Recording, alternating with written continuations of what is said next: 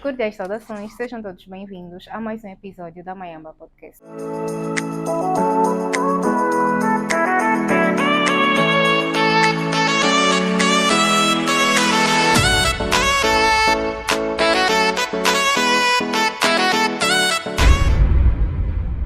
Quem vos fala, Ludin Kossi. Hoje, o autor escolhido é Tenente-General das Forças Armadas Angolanas. Ele, que é licenciado em História Científica pela Universidade Aberta de Portugal, mestre em História Militar pela Academia Militar de Portugal e a Universidade dos Açores, PhD em História e Gestão Estratégica e pós-doutorado em Estudos Humanos pela Universidade Atlântica Internacional. Atualmente é Tenente-General das Forças Armadas Angolanas, onde leciona a história. Passo a palavra ao nosso autor convidado. Boa tarde. Muito boa tarde. Como está? Eu estou bem, obrigado. E consigo, como a coisa vai? A coisa vai bem também, graças a Deus. Ok. Ok. Dou a palavra ao nosso autor escolhido. Eu estou aqui a convite da editora Mayamba. Portanto, é uma editora com a qual temos vindo a trabalhar há bastante. Portanto, com bastante interesse por aquilo que nos liga bastante, quer o editor, o Arlindo Isabel, mas também pelo esforço que a Mayamba faz em trazer a público inúmeras obras de autores angolanos e não só, né? Portanto, é interessante o trabalho que temos vindo a fazer, a perspectiva de produzir tudo aquilo que diga respeito não só às questões de Angola, às questões da África Austral e até um bocado as coisas de outras paragens, né?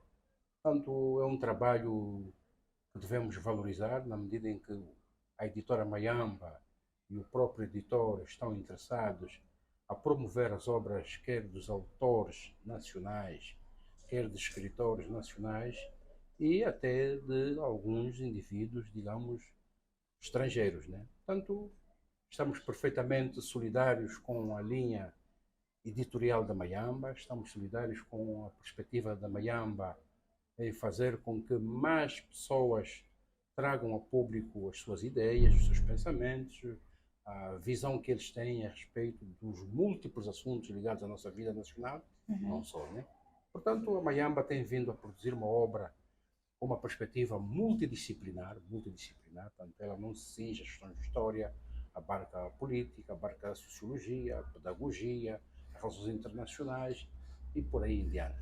Por isso, tanto pensamos que a Mayamba está num bom caminho e ela ainda vai crescer muito mais, vai crescer muito mais.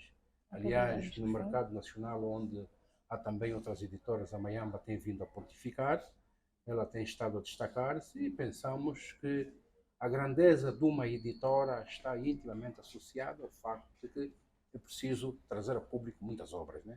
Não só para prestigiar a editora em si, mas também para fazer com que o público leitor tenha acesso, digamos, a obras de uns tantos autores e escritores. Portanto, esta aqui é a grande verdade a respeito da Mayamba. Ok, agradecemos pelo feedback desde já. E agora gostaríamos de saber quem é o General Miguel Júnior.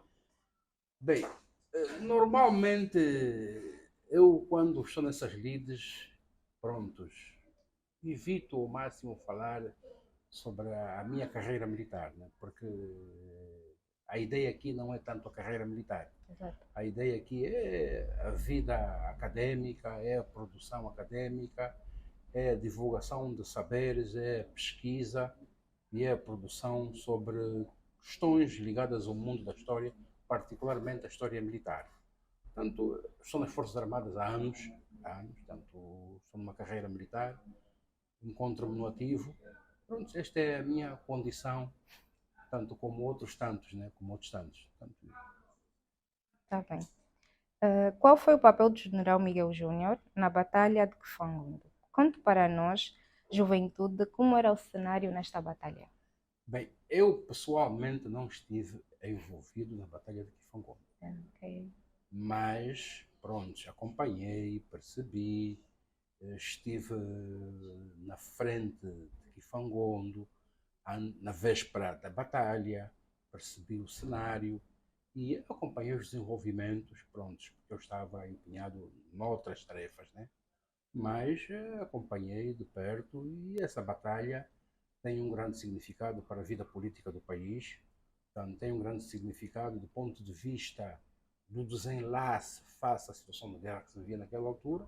Pronto, e quem venceu, venceu, proclamou a independência e o Estado angolano surgiu, né? Ok.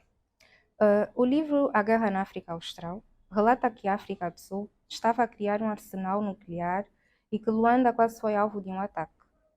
Como se sentiam os soldados na linha da frente, aqueles que tinham família, mas mesmo assim quiseram defender Angola acima de tudo? Bem, a questão não se pode colocar assim de forma seca, que a África do Sul tinha um arsenal Nuclear. nuclear e pronto a lançar uma bomba sobre Luanda. Não. No contexto do conflito da África Austral e percebendo os cenários prováveis e possíveis do ponto de vista tanto do avanço da guerra convencional, portanto, os sul-africanos procuraram colocar duas hipóteses. Ok. Uma, se a guerra convencional passasse para um nível em que a África do Sul fosse incapaz de conter essa guerra convencional, tanto do ponto de vista de uma provável ofensiva contra o território sul-africano, e como eles estavam praticamente isolados e não contavam com ninguém, então fariam um recurso a esse meio. Bem, no decorrer da guerra, tiveram lugar alguns desenvolvimentos militares que começaram a cortar a capacidade sul-africana do ponto de vista de desenvolver a guerra com toda aquela liberdade que eles tinham no começo. Bem, e os cenários seguintes apontavam para outros desenvolvimentos mais desfavoráveis à África do Sul. E foi nesse contexto, e particularmente no contexto do desenvolvimento dos combates convencionais na direção sudeste e sudoeste, portanto, os sul-africanos pensaram, bem, nós não podemos dizer isso com muita certeza hoje, apesar de que, pronto, colocou-se essa hipótese, foi uma hipótese, né? Tanto, mas virão mais tarde a público outras informações que nos darão a ideia, mas que essa hipótese foi colocada no âmbito de um golpe nuclear preventivo. Esta é que é a grande verdade. Agora, claro que estavam nas frentes de combate, estavam, prontos, e o teatro da guerra era extensivo a todo o território nacional, prontos, por vezes aqueles que detêm esses arsenais nucleares sabem o que é que eles perseguem, sabem o que é que eles desejam, e é uma forma de criar também alguma capacidade de suasora, né? Portanto, os arsenais nucleares é sempre uma perspectiva de suasora, de dissuasão nuclear, essa é a ideia. Entendemos. Como funciona a transição do período de guerra para o período de paz?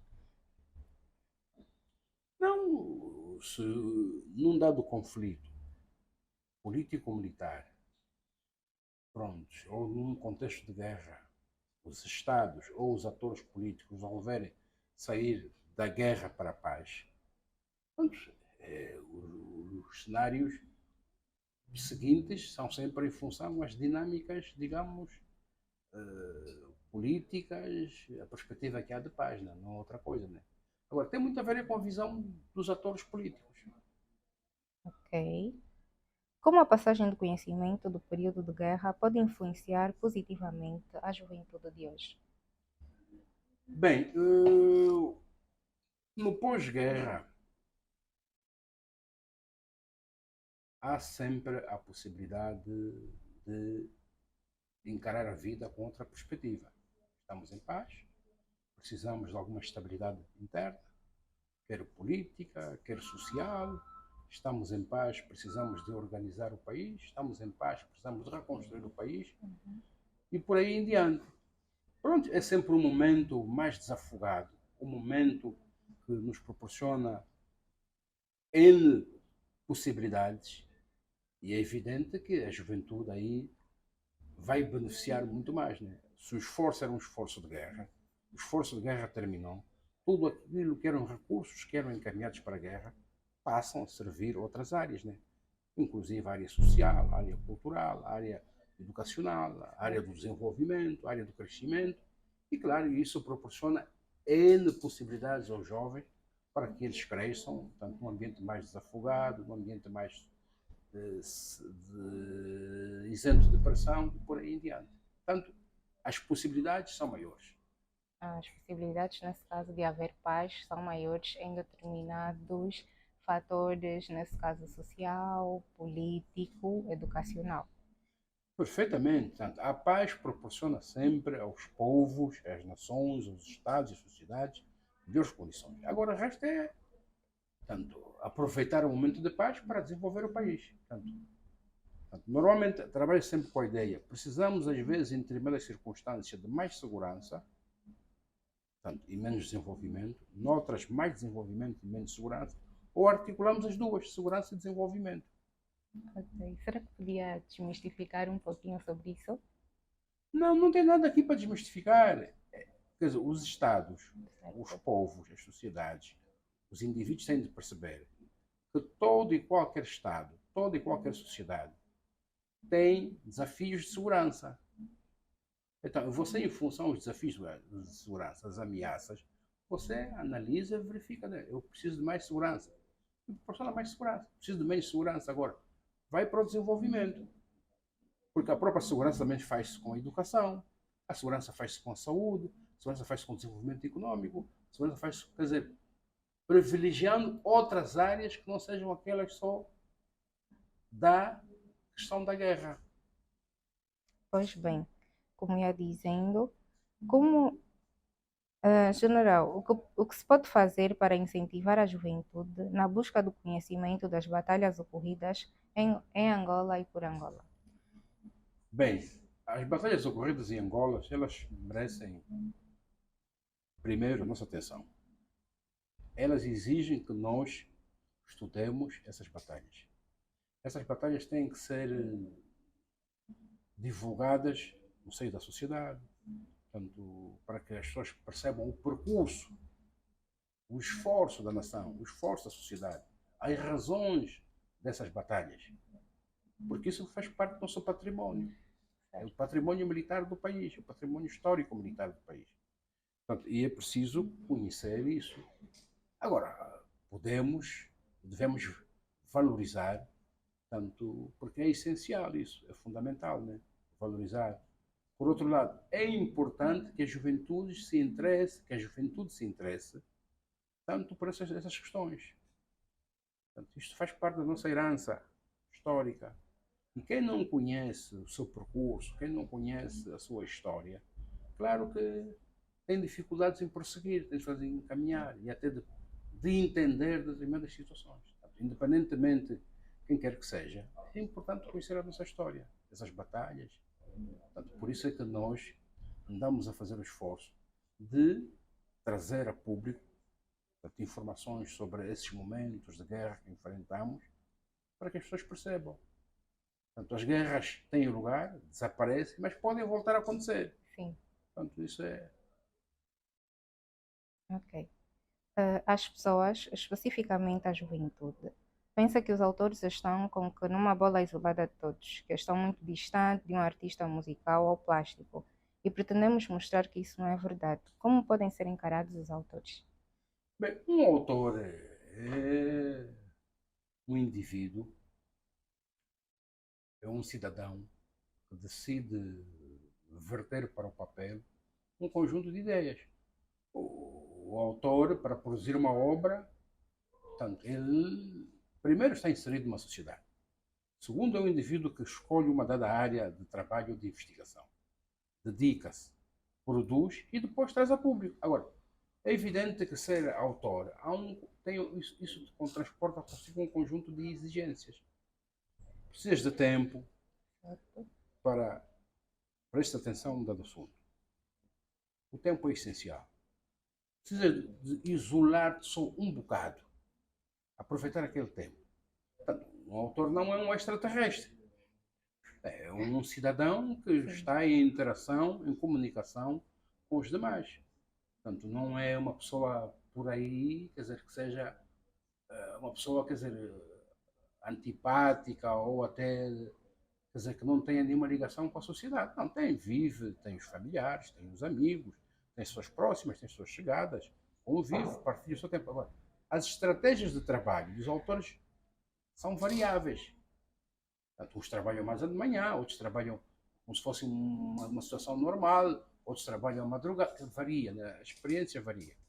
Mas não é uma pessoa. Bem, os músicos são os músicos, a música toca toda hora, mas os livros também estão aí presentes, né? Certo. Portanto, agora, depende muito da forma como as pessoas percebem quem é o autor. O autor é um indivíduo que produz uma obra, um trabalho, um ensaio, uma obra, quer dizer, narrativa sobre um dado assunto em concreto. Então, não é uma pessoa, quer dizer, que está longe de todos. Não, isso é uma forma até incorreta de ver as coisas, de perceber a vida. Não, a vida é dinâmica, a vida exige que estejamos presentes e a vida exige contacto para também aprenderes com os demais. Verdade. Portanto, só aprendemos no processo da interação, só aprendemos no processo do convívio, só vamos crescer também com esses aspectos. Porque muito daquilo que a gente traduz e diz nos livros é produto da vida social. Portanto, é da vida da sociedade. Portanto, tirando mesmo as obras de ficção, as pessoas fazem a ficção de cima de determinadas realidades. Okay. Outras pegando nessas realidades, modificam essas realidades e dão outro sentido. Portanto, outras são mesmo obras, quer dizer, ficcionadas no sentido tanto verdadeiro da palavra, né? Ok. E por último, gostaria de saber como os jovens podem cultivar o hábito pela leitura, nesse caso nos géneros históricos, ou seja, por livros históricos. Bem, a perspectiva histórica tem traços muito específicos. Primeiro, aprende-se a história pela via da investigação. Então, se tu não investigas, não percebes muitas coisas da história. Ensina-se a história pela via da investigação. É preciso que nas escolas os professores deem tarefas e que digam o seguinte: você vai investigar quem foi Rainha Ginga, você vai investigar quem foi o Equig, você vai investigar quem foi o rei Mandum, você vai investigar quem foi o rei tal. Aí ele vai atrás e vai aprender. Bem, tu queres saber sobre as guerras no Cunene, tanto no começo do século XX. Bem, então você vai atrás e vai aprender. Bem, quer perceber o esforço dos povos do Norte na resistência contra o colonialismo? Você vai atrás e vai perceber. Quer perceber as coisas ligadas à luta de libertação no leste de Angola? Você vai atrás e vai perceber. Quer dizer, é preciso que as pessoas fixem tarefas ou definam objetivos e depois partam atrás para poder entender as situações. Portanto, quem não tem vontade de investigar, quem não tem vontade de perceber, há muitas dificuldades. Portanto, é importante conhecer a nossa história, a história do nosso país como um todo, nas suas diferentes regiões, dentro daquela estrutura tanto que é a nossa, conhecer a história regional, conhecer a história do continente, a história do mundo. Portanto, porque os povos, ou a humanidade, têm uma história. Portanto, a história é essa que está estruturada por fases, etapas, momentos históricos. Esta é a grande verdade. Portanto, é importante que os jovens ganhem o gosto, tanto para o sentido de conhecer a história. É importante. E isso é essencial. Se não conhece a história do teu país, bem, nós somos um país com X milhões de habitantes. Nós temos uma composição étnica diversificada. Temos aspectos históricos que são muito particulares, mais dos povos do norte, do centro, do sul, do leste, etc, etc, etc. Então temos que perceber a nossa história. E isso só indo atrás, digamos, todo esse conhecimento que está nos livros, nos jornais, nos arquivos históricos, etc. É importante conhecer a história do nosso povo. Sim, não só as questões militares, as questões económicas, societárias, demográficas, linguísticas e por aí em diante.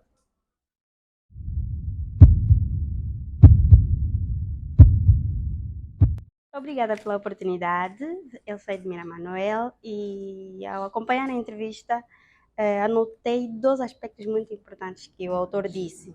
Primeiro, que cada autor aborda os assuntos a partir de uma perspectiva e depois sobre a importância de distanciar-se dos boatos da questão de ter várias versões sobre o mesmo assunto. Quando o autor falou sobre isso, eu pensei logo na sua obra A Batalha de Kifangondo, 1975, que é uma das obras muito problemáticas e que muitos leitores, inclusive, dizem que quase que nunca se fala a verdade sobre o assunto, quase que nunca se aborda o assunto com transparência, mas eu vejo que, acrescentando a isso, eu vejo que boa parte da produção resultou da formação do autor e do resultado dessa formação, assim também como do exercício, o resultado do exercício da investigação. Então, eu gostaria que comentasse nesse aspecto, tendo mesmo em conta um dos fatores principais dos seus livros, a maioria deles serem problemáticos, falarem de assuntos problemáticos, e da importância do leitor considerar que cada autor fala a partir de uma perspectiva, mas também que o investigador tem a responsabilidade da imparcialidade. Obrigada. Okay. Duas questões importantíssimas e valiosas, não só do ponto de vista da análise da abordagem, mas também, digamos, daquilo que é a sua visão e de reter as preocupações de alguns leitores.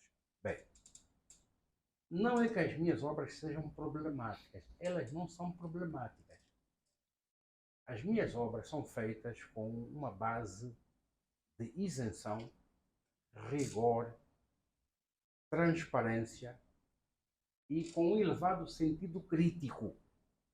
Bem, a questão que se coloca, por exemplo, com a Batalha de Kifangondo, essa obra, Batalha de Kifangondo, ela não é minha. Eu sou coautor e apenas organizei. Se reparar, estão mais 4 entidades. Está o General Tonta, Deus que o tenha em descanso, foi comandante da FNLA e relatou os factos na primeira pessoa. Ok? Portanto, só isso diz muito. Portanto, e só isso já esbate a visão distorcida que muitos têm sobre a FNLA e sobre a sua participação. A FNLA foi um dos contendores nisso. Outra, só o facto de estar presente um depoimento e uma análise do General Kianda, portanto, também participou, também na primeira pessoa, traduz muito do lado, digamos, do MPLA e das FARC. Só o facto de ter uma terceira intervenção, que é do Filinto Girão Osório. O doutor Filinto Girão Osório, nessa altura, era alferes das forças, portanto, ligadas ao Santos e Castro, o governo Santos e Castro, e que também é uma intervenção da primeira pessoa. Portanto, tudo o resto que as pessoas dizem, portanto, não faz sentido. É viver da especulação, viver com uma certa desorientação e não ter a capacidade de entender os fatos conforme eles se passaram. Agora, nós podemos abordar isso de várias formas. Ligado à minha parte é um estudo que eu vou às questões práticas, aos factos, e depois articulo com as questões teóricas para dar um enquadramento preciso. Portanto, batalha, mas a batalha tem princípios, a batalha tem normas, a batalha tem regras. A interpretação de batalha também é variável, porque há vários figurinos de batalha. Esta é que é a grande realidade. O demais é especulação, porque as pessoas não entendem. Bem, porque o MPLA ganhou. Então ele não quer que seja assim. As pessoas não podem contar que o MPLA ganhou. O MPLA ganhou mesmo. Triunfou no campo de batalha, triunfou. As chapas venceram. Os outros foram mesmo derrotados. E foi isso que permitiu o MPLA proclamar a independência. Ponto final. Agora, tu podes ou não aceitar isso. É um problema teu. Ou tens estrutura, ou tens formação, ou tens conhecimento, ou não tens. O mesmo acontece com outras batalhas que tiveram lugar no mundo, ao longo dos tempos. Bem, agora, há detalhes, por vezes, das batalhas que nos escapam.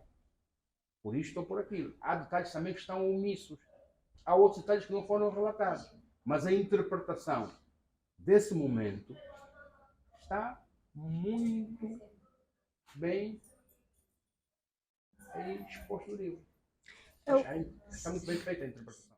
Se me permite mais uma, afinal já, e aproveitando a brecha da interpretação do pessoal, eu retive, não sei quase nada sobre guerra assim, em termos de interpretação. Então, eu retive 3 aspectos, 4 se não estiver bem enganada, sobre o que é a guerra.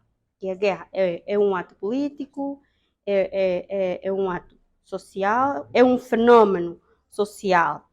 Mas boa parte das pessoas leigas, incluindo eu, pensa na guerra numa relação de perdedores e vencedores. E aqueles os inocentes que morrem e os culpados que causam a guerra. Mas aí também o autor, numa das obras, o autor diz que o ser humano vai ter sempre necessidade de fazer guerra, porque faz parte dele, e um aspecto que eu considerei positivo, que os leitores, calhar, poderiam aproveitar, é a questão de a guerra também ser usada para se conquistar a liberdade. Por exemplo, povos oprimidos usaram a guerra para conquistar a liberdade. Então, gostaria que comentasse também isso. Bem, as guerras ao longo dos tempos têm sido entendidas de múltiplas formas. As guerras podem ser estudadas também de várias formas, a partir de várias perspectivas. O que eu faço é estudar a guerra mais na perspectiva técnico-militar. Mas também não deixo de valorizar as outras questões. Agora, as guerras são uma componente da vida humana. As guerras vêm lá de trás, desde o período pré-histórico. As guerras vêm desde a antiguidade. As guerras sempre acompanharam os humanos. E os humanos, se reparar mesmo as guerras primitivas, foram feitas e eram feitas para alcançar objetivos precisos. As guerras sempre fizeram vítimas. Portanto, nem sempre os povos foram pacifistas. Nem sempre. E a guerra é uma componente da vida humana. Agora, uns fazem mais recursos aos meios violentos, outros fazem menos recursos aos meios violentos, uns valorizam mais, outros valorizam mesmo, mas a grande verdade é que tu tens que estar preparado. Se alguém desencadear a guerra contra ti, você não pode ficar no muro. Claro, esse é o problema. Portanto, é preciso ter uma atitude que te permita defender os teus interesses, o teu espaço, o teu povo, os teus bens e fazer com que você se mantenha no lugar enquanto uma entidade. Esta é que é a grande verdade. Portanto, é normal que surjam vários entendimentos sobre a guerra, porque isso faz parte também da própria natureza humana.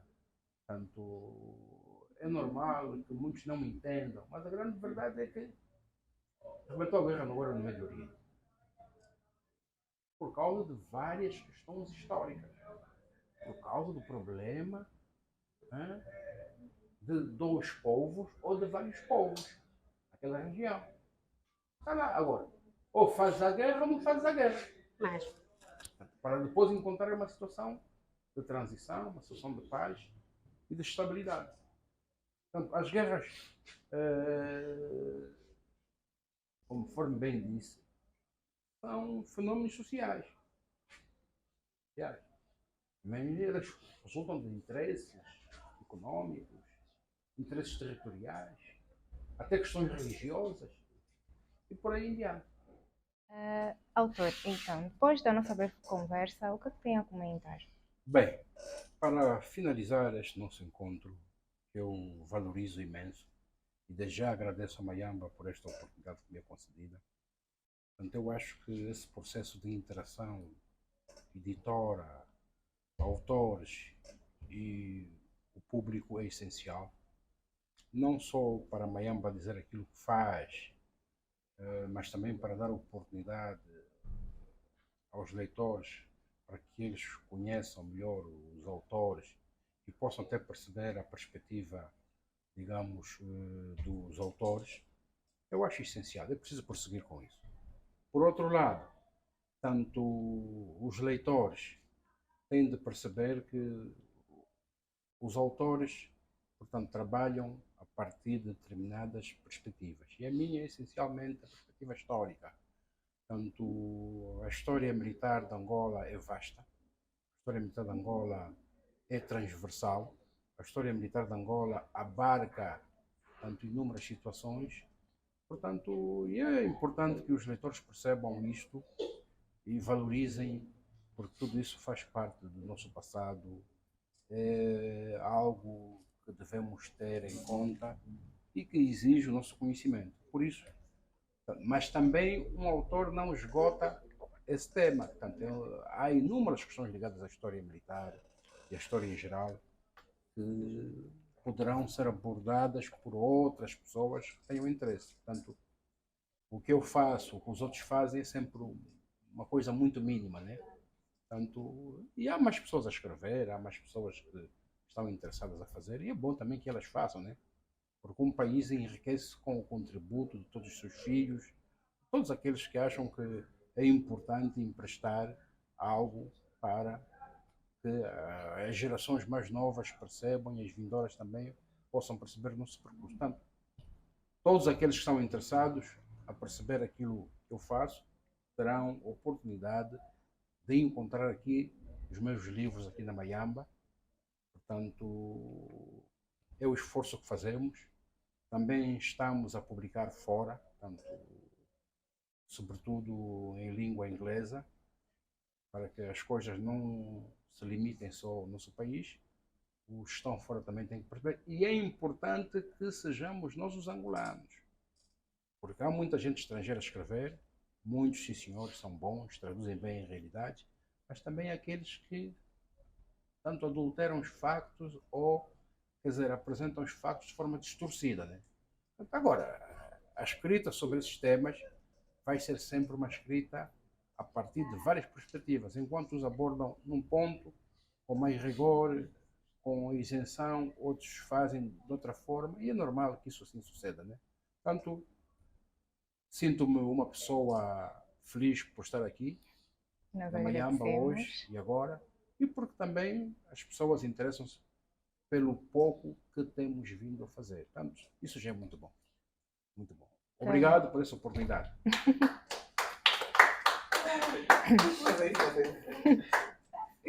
Finalizamos então mais um episódio com o nosso autor. Agradecemos por ter aceito o nosso convite. Esperamos a sua presença mais vezes, não só para participar do nosso podcast, mas também para comprar alguns livros, né? Obrigado. Ok, então pessoal, é isso. Lembrem-se de ativar o sininho, compartilharem o nosso vídeo e terem acesso à nossa página tanto no YouTube como no Instagram. É tudo, beijinhos, fiquem bem, cuidem-se.